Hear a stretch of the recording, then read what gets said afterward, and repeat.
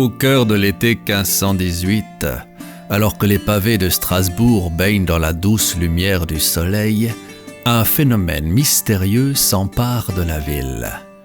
Tout commence avec une jeune femme nommée Frau Traufa, dont les pieds, inexplicablement, suivent une mélodie invisible, entraînant son corps dans une danse fiévreuse à travers les ruelles étroites. Bientôt, d'autres se joignent à elle, dans un tempo hypnotique et invisible. C'est ce que l'on a appelé la fièvre dansante de Strasbourg. C'est une scène à la fois fascinante et terrifiante, alors que des centaines de personnes, prises dans un tourbillon incontrôlable, dansent sans relâche, jour et nuit, sans se reposer.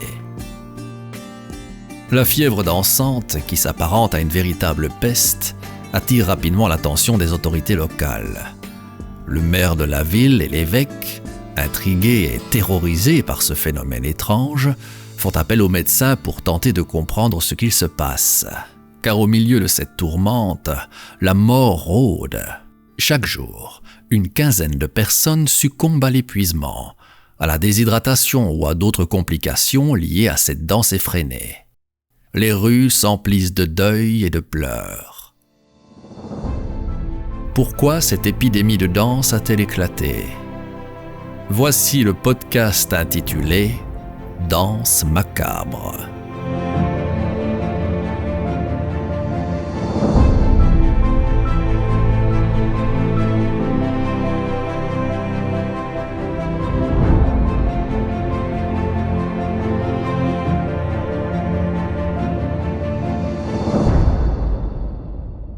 Cette folie dansante de Strasbourg n'est pas sans précédent. Ces épisodes de danse folle se répétèrent au moins 10 fois entre 1374 et 1518. En 1374, le long du fleuve sinueux du Rhin, des dizaines de villes furent témoins de cette épidémie frénétique, où des centaines de personnes étaient prises d'une danse torturée comme des marionnettes désarticulées. Ces danses sont alors décrites comme des spasmes involontaires attribués à une hystérie collective, comme si la folie elle-même avait orchestré cette mélodie funeste. Le phénomène ensorcelant continue d'hanter les humains pendant 150 ans. Les villes de Belgique, de Hollande, du nord de la France et des terres fertiles de la Moselle en Allemagne en sont victimes. Ce qui est intéressant avec le cas de Strasbourg, c'est qu'il est méticuleusement consigné, comme un sombre chapitre dans les annales de l'horreur. Voici ce que l'on écrit durant l'épidémie de danse de Strasbourg.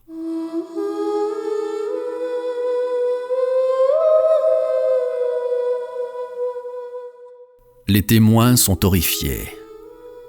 Le visage des victimes participant à la danse demeure figé, dépourvu de toute trace de joie.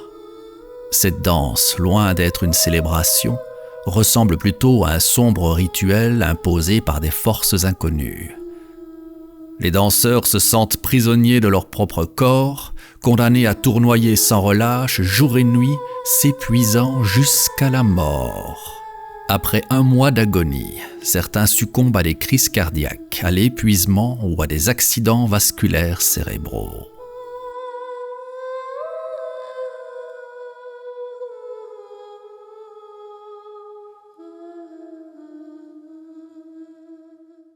Pour expliquer cette peste, les religieux invoquent la colère divine.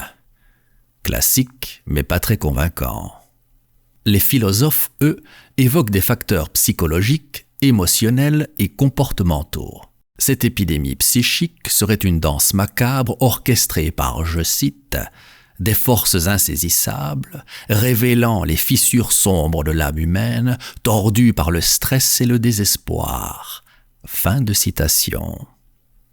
La médecine, elle, se penche sur une autre hypothèse. Elle suggère une origine plus insidieuse. L'ergot du seigle, un champignon toxique au pouvoir ensorcelant. Ces moisissures sournoises peuvent engendrer l'ergotisme, une maladie aux symptômes déconcertants, semblable à ceux provoqués par la consommation de LSD. Intéressons-nous davantage à cette théorie. L'ergotisme est donc causé par des grains de seigle moisis contenant de l'ergotamine, un champignon. L'ergotisme présente deux caractéristiques principales: la gangrène, dans le cas chronique, ou les convulsions, dans le cas aigu. La composition chimique de l'intoxication à l'ergot de seigle fait souvent paraître les personnes touchées comme folles. Si elle n'est pas traitée, la circulation sanguine dans les extrémités de la personne infectée est limitée, ce qui provoque des sensations de brûlure, tandis qu'à un stade plus avancé, la gangrène s'installe, entraînant la perte des doigts, des orteils, des mains et des pieds.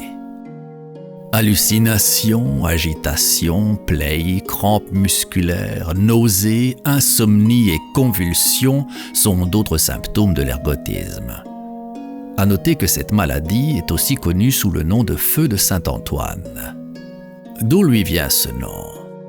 Il provient des moines bénédictins médiévaux qui se consacraient à ce saint et qui offraient un traitement aux malades en utilisant les reliques du saint.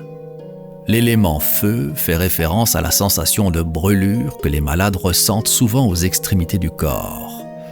Le feu de Saint-Antoine est moins connu que la peste noire, mais il était constamment présent tout au long du Moyen Âge. Aucun chiffre n'est disponible pour indiquer le nombre de personnes ayant succombé au feu de Saint-Antoine, mais lors d'un seul incident, une épidémie en France en l'an 994, la maladie causa de 20 000 à 40 000 décès dans tout le pays. Le feu de Saint-Antoine, avec ses symptômes fréquents de gangrène, de convulsions, de plaies et d'hallucinations, était un fléau pour la société médiévale et contribua à compliquer l'existence souvent misérable de nombreuses personnes. La médecine indique que des vagues épidémiques se produisirent tout au long du Moyen Âge, rendant malades des millions de personnes et faisant des dizaines de milliers de victimes. Ces foyers épidémiques étaient apparemment dus à l'augmentation des quantités de grains de seigle cultivés et au nombre croissant de personnes consommant la farine de seigle contaminée. Les personnes malades étaient empoisonnées par un champignon de l'ergot de seigle, précisément le Claviceps purpurea. Ce champignon particulier se développe sur le seigle, un ingrédient majeur dans la fabrication du pain. Ce n'est qu'en 1596 qu'un médecin allemand établit un lien entre le champignon de l'ergot et le seigle. Le champignon n'était cependant pas inconnu. Quelques années plus tôt, un autre médecin décrit l'utilisation de petites doses, 3 grains d'ergot de seigle, pour produire des contractions pendant le travail des femmes enceintes. La première mention de l'ergot remonte à 1100 avant Jésus-Christ.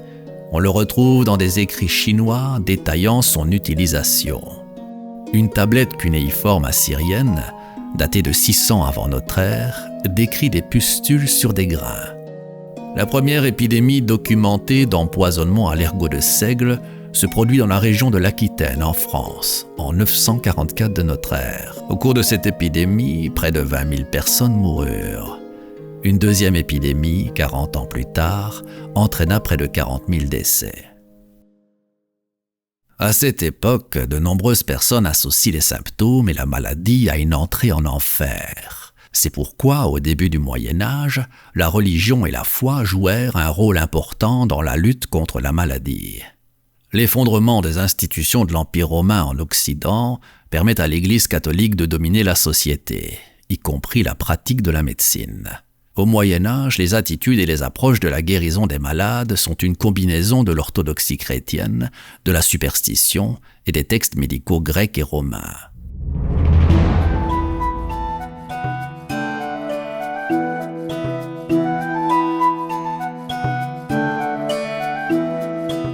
L'Église déclare, sans grande surprise, que la maladie est le résultat de la colère de Dieu.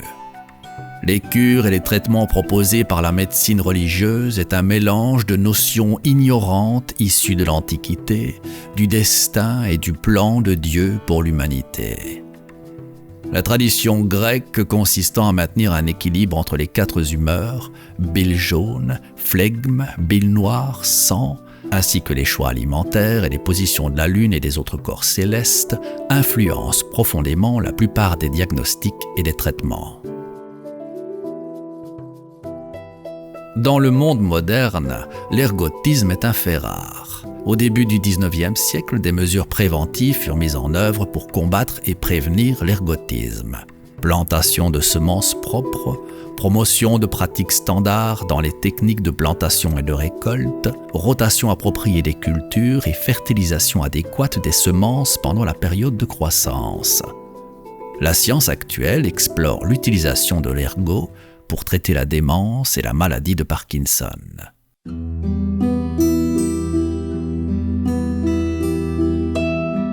D'autres épidémies étranges, semblables à la peste dansante, parsèment les pages de l'histoire.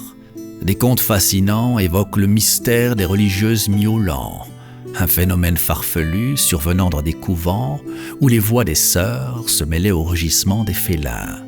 Un autre récit, tout aussi fou, nous emmène en Tanzanie en 1962, où plus d'1 millier de personnes ont été emportées par une épidémie de rire incontrôlable. Ces récits déconcertants révèlent une vérité troublante.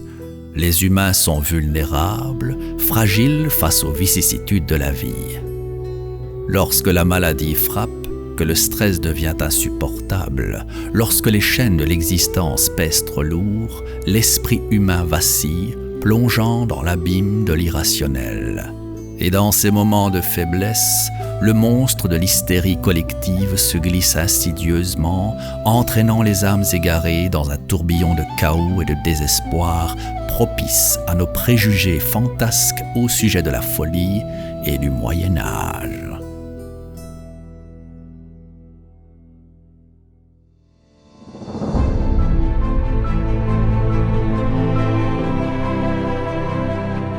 Ce podcast était basé sur le texte de John Organ, traduit par Babette Etief Cartwright. Nous l'avons librement adapté pour notre narration.